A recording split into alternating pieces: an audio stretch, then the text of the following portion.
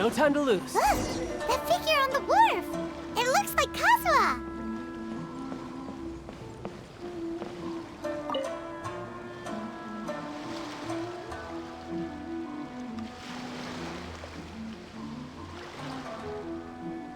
Greetings, traveler in Paimon.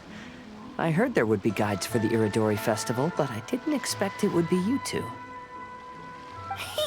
We didn't expect to see you either! Returning as a guest for the Iridori Festival, no doubt. I was a little surprised myself when I received the invitation.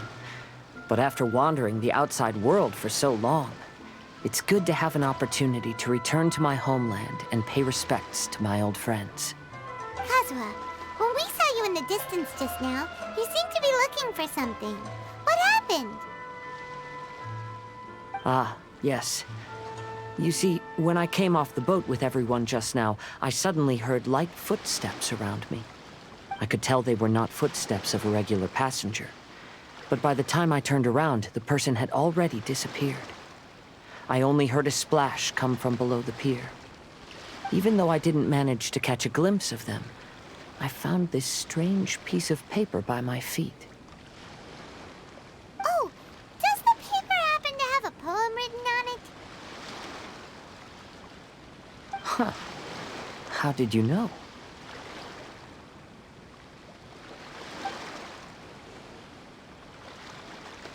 Fascinating.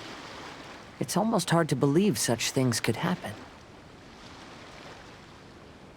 Sure, here it is. Please, have a look.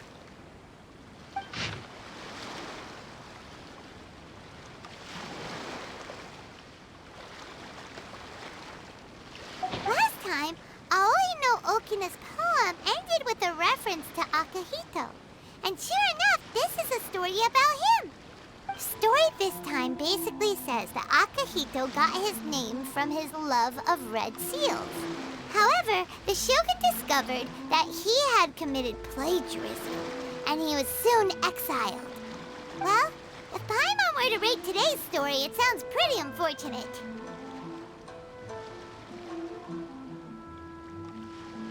I don't think there's anything particularly wrong with this story.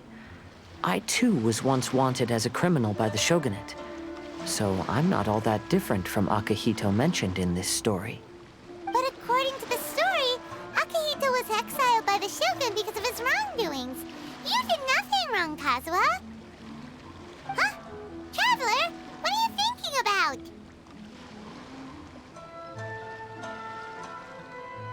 Ah, by the way, you mentioned that your friend has been struggling because he's unable to sign his name quickly, right? In Liyue and Inazuma, there is a saying, that which has been stamped has also been signed. Perhaps using a seal could be a feasible solution. While sailing at sea, I sometimes carve things to pass the time. If you wish to create a stamp for his seal, I might be able to help. Wow, that's an idea! Quick, let's go tell Albedo!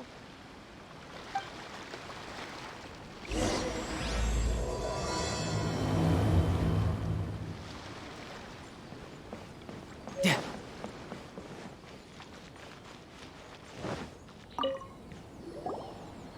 Albedo, we figured out a way to help Shincho! Interesting. A story of the 5 Kasen appears again, and with a timely solution. A stamped seal, huh? Let me think. Indeed, it is an efficient solution. If we use a stamp, then Xingqiu won't have to struggle with his handwriting anymore. However, since Xingqiu's signature has been previously revealed to the readers, it would seem insincere if he only used the stamped seal for his new books. But I have another idea. Using a seal is a part of it, of course. Let's go to Ouya restaurant now to discuss my idea with everyone.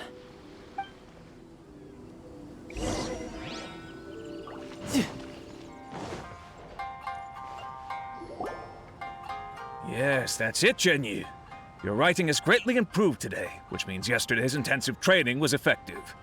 My apologies, but I simply can't do it anymore. My hands are so sore that I can't even move them anymore. I should have known better than to read novels during calligraphy class. You just had a 10-minute break. Come on, you can do this. When it comes to pushing a deadline, there's no one more brutal than Mr. Hirayama. No wonder Lady Yai would always send the editorial director to handle troublesome authors. Whoa, this is getting scary. It hasn't even been that long and Shincho's already zombified. Mr. Hirayama, we found a solution that might just solve our dilemma. In both Liyue and Inazuma, seals are widely used as the equivalents of a signature. If we use a stamp to leave the author's seal on the books, then we could make the signature process a lot easier. Of course, a seal on its own is not enough. So, I propose that each signature consists of 2 parts. First, we'll use a personalized seal. We can simply carve one using Chenyu's signature as the design. In addition, I'll also design a simple but elegant pattern that's easy for Chenyu to write. That way, he will only need to draw a simple pattern on each book. Let me think. All right, I think that would work. Not only does it still involve the author's own handwriting, but the result should be very beautiful as well. So, what you mean to say is, I've been saved from this predicament? Mr. Hirayama, it suddenly occurred to me that the reason we gave up on live book signings previously was because it would take too long for the author to sign each book. But if we adopted Calx's proposed method, we might have enough time to do signatures at the live event. And if all the authors signed their books in the same fashion, then Genyu's signature wouldn't look out of place. If you think it's feasible, I would certainly be happy to design signatures for the other authors as well. Yes, and you may leave carving the stamps to me. In that case, I shall contact the other 2 authors participating in the new release event. It is a great honor to use a signature designed by Calx. My pen name is quite complicated and isn't suitable for signing events. However, if we implement this new format, then it'll be a dream come true for me as well. Great! Looks like everyone's on board with the idea.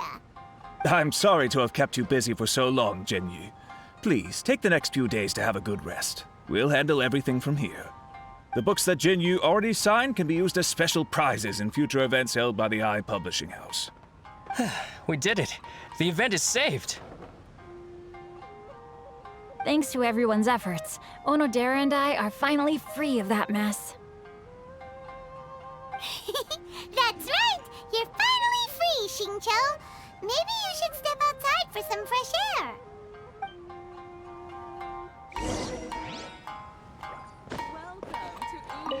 Onodera, please inform Lady Ai of the changes in the event planning when you have a moment. She will surely like to hear about our new idea. You're a quick thinker, Onodera.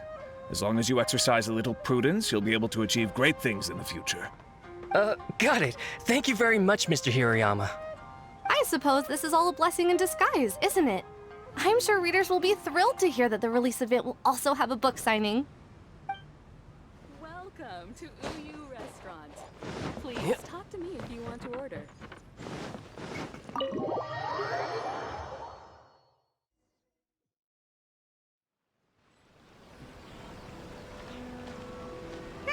We still have some time to burn. Where should we go next?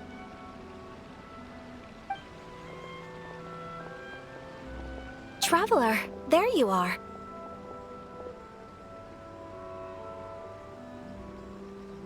Oh, it's Ayaka! And Venti! That's an interesting combo.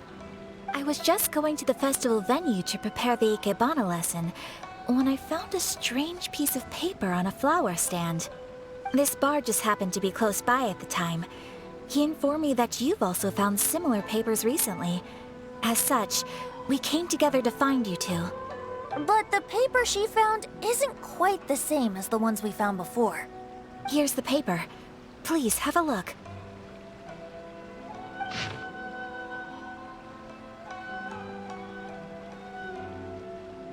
Huh. All the poems we found before were roughly the same length. But this one is only 2 lines. And even though there are only 2 short sentences, Neither of them are next to the title or centered on the page. The position of the writing seems to indicate that there is other content written on this paper besides these 2 lines. If we take the poem literally, it reads, "Dip this paper in water and see the truth naturally appear." Speaking of which, I have an ancient text at home, specializing in ancient and exotic stories. It mentions a special ink that will show itself when wet and disappear when it's dry. So, shall we give it a whirl? It just so happens that there's a pond nearby. Is there anything in the world that will satisfy my taste? I could get used to this.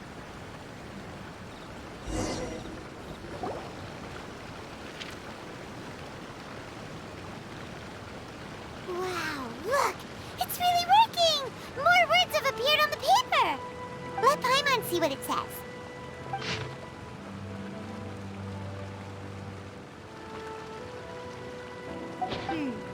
Story says that after Sumizomi got the collection of poems from Akihito and put them into a stream of water, the plagiarized words in the poem became blurry. Huh? Why would that happen? You see, Paimon, in the past, when printing was not yet well developed, handwritten text could easily become smudged in books when exposed to moisture.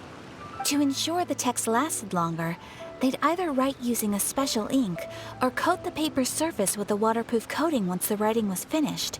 Such special inks are time-consuming and laborious to produce, and the waterproof coating could also prove just as difficult. However, since Akihito's poetry collection was an important gift to be presented to the shogun, surely one of those 2 methods was used to protect it. But as for the plagiarized poems, not only would they lack Akihito's seal, but the words would also react differently when exposed to liquid.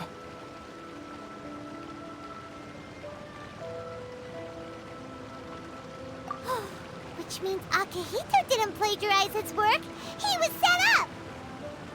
Yes, it appears that this is the truth that Sumizome's story is trying to convey. Although the story is saddening, I've decided on the subjects to use for Akihito and Sumizome's portraits. Kazuha, Ayaka, would you be willing to be the models for my paintings? I would be delighted. Yes, as would I. There you go. The next 2 portraits should be ready in no time. Yes. And now that all 4 stories have all been collected, the story of the 5 Kasen is now fully completed.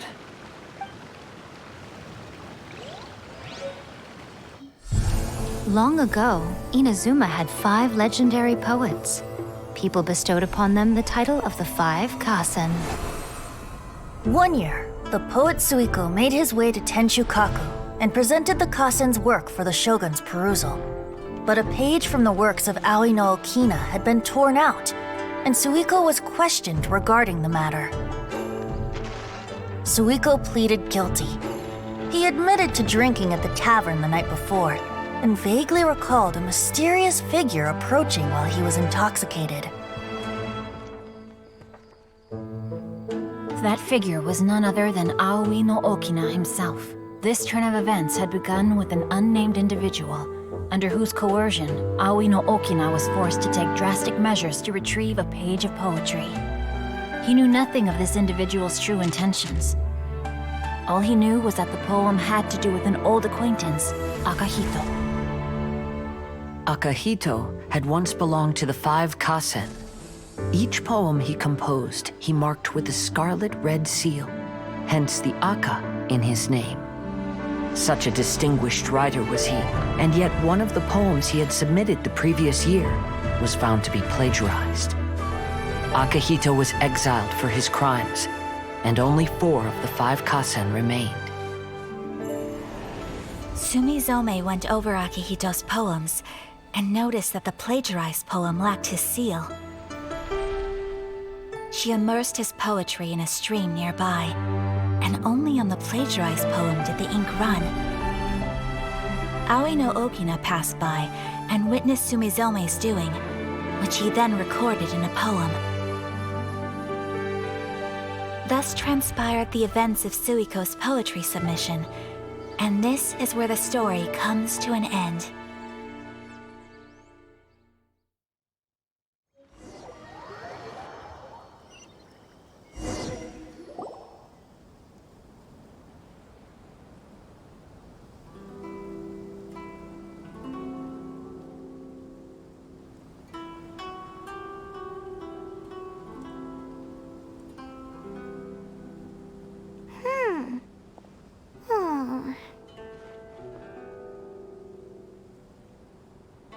Yeah. Ever since we completed the story of the 5 Kasen, there's still one thing Paimon hasn't been able to figure out. One of the 5 Kasen is called Kuranushi, right? It's just that... how could the story of the 5 Kasen finish without him appearing at all? Oh! Have you really not noticed? Huh? Not noticed what? This is no time to be playing games, Tone-Deaf Bard! What he means is that the story of Kuranushi was already embedded within the 4 poems. Huh? Really? That's right. The key lies in the poem that Aoi no Okina wrote after seeing Sumizome rinsing the poetry collection. An average person could never understand the scene of a young girl washing Akahito's poetry collection in a stream. Even Aoi no Okina couldn't figure out the meaning behind Sumizome's actions. He was simply reminiscing and thinking about his old acquaintances. However, for the perpetrator who framed Akahito, it was completely obvious. He was worried that if this poem was seen by the Shogun, then the Shogun could discover the truth behind the plagiarism incident. If that happened, then he'd be finished. So, in desperation, he threatened Aoi no Okina to make him tear out this poem. Which means the one who threatened Aoi no Okina is the same person that framed Akahito! What? Kuranushi? That's right. Though there are only 4 poems, they still managed to tell the complete story of all 5 Kasen. Since the Shogun mentioned in the poems is certainly not the one of the 5 Kasen, the only character left is the mysterious one with an unknown identity. Oh, okay. Paimon is finally starting to get it now. However, this also brings something else to mind. The story of the 5 Kasen has more or less reflected everything that's been happening around us lately. Which begs the question, is there a Kuranushi in our world as well? A Kuranushi? In our world? Speaking of which, I wonder if our dear Kazuha has come up with anything. Oh, right! Kazuha! He's been pretty quiet this whole time. Let's ask him!